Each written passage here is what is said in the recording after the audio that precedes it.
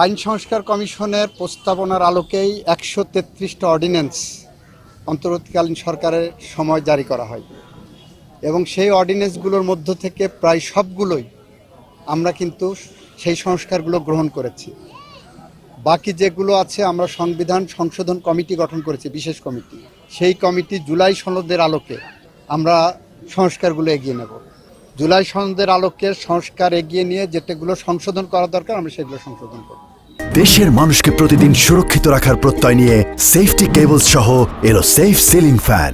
এনসিবির উপরে হামলার ঘটনায় গতকাল মামলা হয়েছে। আচ্ছা, এনসিবি থেকে আশঙ্কা প্রকাশ করা হচ্ছে যে এটা হয়তো তারা বলছে যে সরকারের উচ্চ পর্যায়ে থেকে এই হামলার ঘটনাটা ঘটানো হয়েছে এবং আদালত আইন তারা নিয়ন্ত্রণ করতেছে। এই বিষয়ে মামলায় আদালত, আইন, পুলিশ বিভাগ যদি নিয়ন্ত্রণ হতো তাহলে তো মামলা হতো না।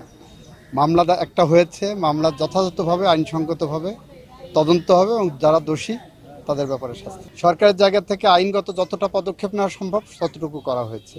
এখন উনি বলছেন যে উনি নিজেই আসবেন, তো নিজে আসলে তো ভালো। উনি বাংলাদেশে আসবেন, আইনের কাছে সোপর্দ করবেন নিজেকে এবং আইনসঙ্গতভাবেই তাকে ডিল করা হবে।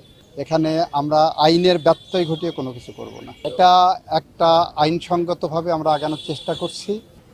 Pakistan supreme court, Indian supreme court এবং আমাদের এখানেও কিছু কিছু মামলায় এই নজির আছে যে বাবা মা সন্তানকে সম্পত্তি দান করার পরে তার হাতে আর কিছু থাকে না, শেষ জীবনে অসহায় হয়ে যায়। এই শেষ জীবনে যাতে অসহায় না হয় সেই ব্যবস্থা, সেটাকে প্রোটেক্ট করার জন্য আমরা আইনিভাবে এই ব্যবস্থা নিতে যাব।